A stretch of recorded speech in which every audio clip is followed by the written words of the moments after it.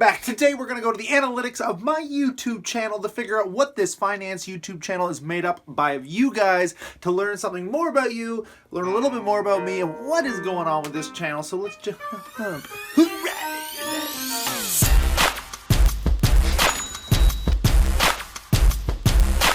Welcome back, passive income investors alike. So today, extra video for you about the analytics behind this beautiful YouTube channel. Thanks to you all for helping me put this together. This video, or this channel, I started exactly at the beginning of this year, 6 months to date, just about, and I think it's gonna be fun to look at the analytics to get to know more about you. You guys get to know a little more about me, and we can see what this channel's generally all about. So let's just hop right into this. But first of all, thanks to the awesome 420. Nothing to represent Canada better than a 420 subscriber rating as it stands. But we're gonna head right on over to show you guys what's going on here. So the cool thing about these YouTube channels, and I think this is why everyone should try and make time for a YouTube channel, it is a lot of work considering I don't make any money. I do offer a Patreon page. I think I'm too small, to be honest, to get anyone to care about that, and I'm not pushing it. I don't want to try and push it that hard, but if you guys appreciate it, you're welcome to use it. I'm glad you're here and you're subscribed. That makes me more motivated, to be honest, than trying to nurse anybody for money while I just try and figure out how this channel is going to work down the road. I'm hoping the end game in about a year and a half is to make some money on this channel, but I actually just, like I said, enjoy using this YouTube channel as a break. It's actually a break from my real job, and it's a weird thing to say that I enjoy relaxing to balance sheets and stock forums. Sorry for going off on the tangent. Let's just get right into this, guys. So here's the entire breakdown of the lifetime of this channel from December 13th, 2018. Oh, I actually started, I guess, testing videos out in December 13th. So I actually started making videos earlier on. But here we are, here we sit, and it's fun to see the compounding rate because as you post more content, people find the old content, plus they start finding the new content. And what we see here is we get jumps. As I make new videos that start doing well, we can see these really cool increases, and the compound effect kind of takes over.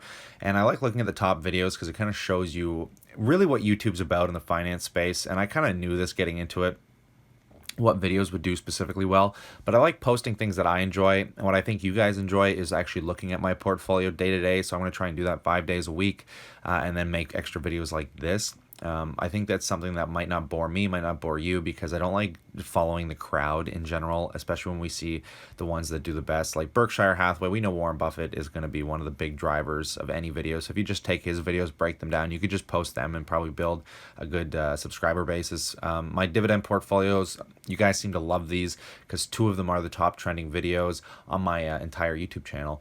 And of course, speaking of 420 subscribers here, guys, we got Hexo, cannabis stock. Of course, the marijuana stocks are going to do well. Now, I am going to conform a little bit to YouTube's algorithm in this aspect of it.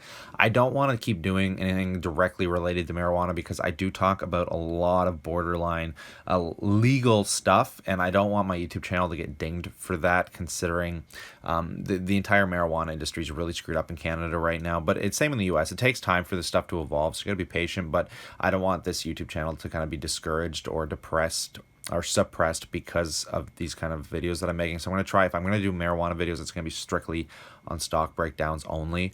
And of course, finally, we got the Canadian banks on the verge of collapse. Who would have thought a collapse, end of the world video would be doing that well? Not me. No, not at all. Not at all. But as we look here, guys, it's fun to see the live updates. I just posted a video now.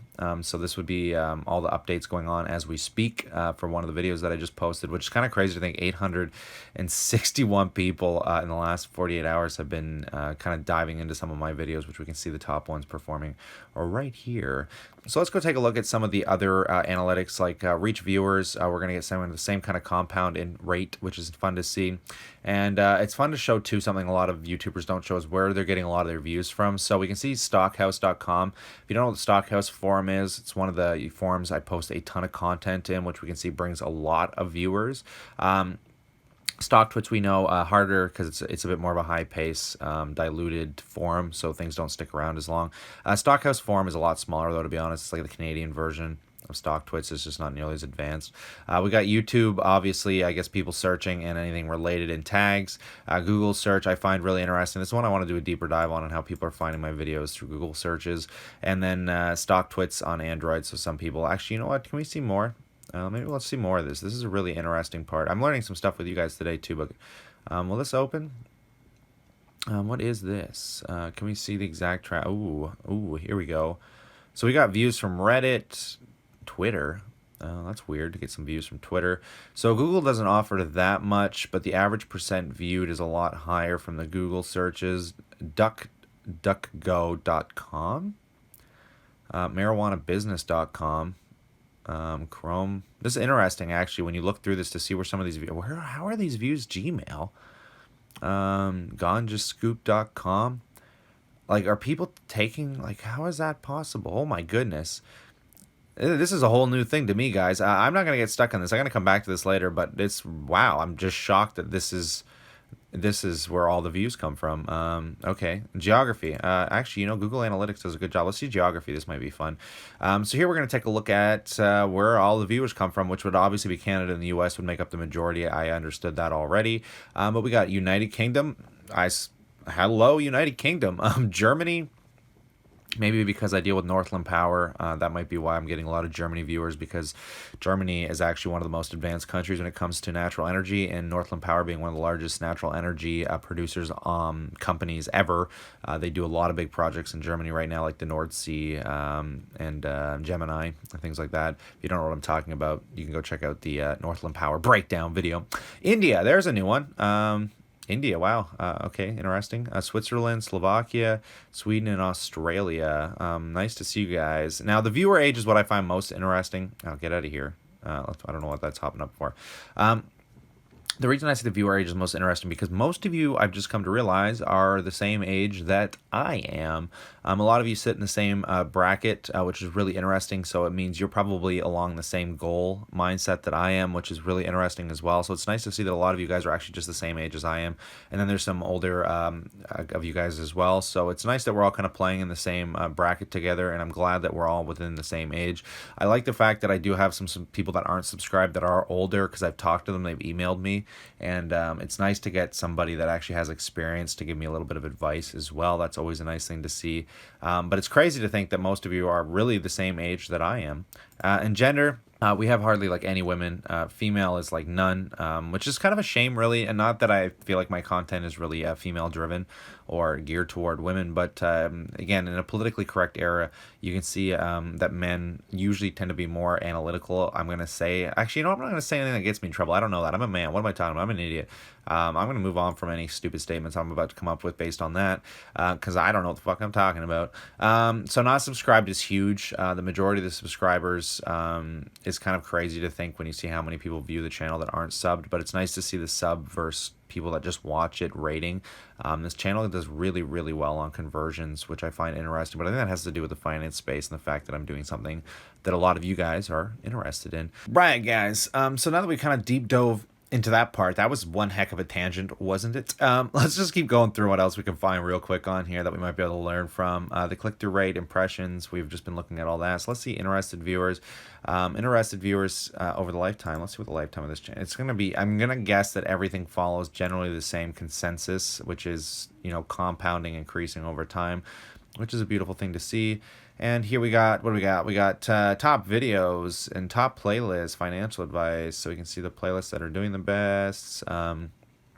It's a good thing to make playlists. It gives people something to watch. And plus, I think it's a good way to document my exact dividend growth journey, because I can just plop all those videos in one playlist. So you can go back way later and see the differences in the changes in my portfolio date to date. Which is really cool. And building an audience is something that hasn't been really going on too much. But again, it follows the same kind of consensus. But this is usually when you get into, trying to find exactly what you want to promote to when you start running AdSense. It's crazy to me to see this, that there's an 18 to 24-year-olds that are watching this. Good for you guys. The younger generation. It's nice to see some of you guys getting there, because I got into investing right around 23, 22. So you guys are right around the same age that I started. So high five to you, good sir. I don't know why Korean is here. Why would there be a 0.0% Korean on subtitle. Whatever. Anyways, so that's the general analytics behind the YouTube channel, guys. There's not too much more to go over. Those are just the dead basics that we can look at. I will let you know the day this YouTube channel starts producing income. If you guys enjoy this, consider slapping a like and consider subscribing, of course, guys. As I continue to make finance YouTube channels about my six-figure dividend portfolio, I'm going to post Monday to Friday updates every day about what is performing the best and what's performing the worst. And on top of that, I'm going to do extra videos like this where I'm going to talk about everything to do with finance, entrepreneurship, and really cool things in between. So thanks to the new subs, thanks to the old subs for making all of this possible, and thanks for this because this is what motivates me. So stay cool, stay awesome, guys. I look forward to chatting tomorrow.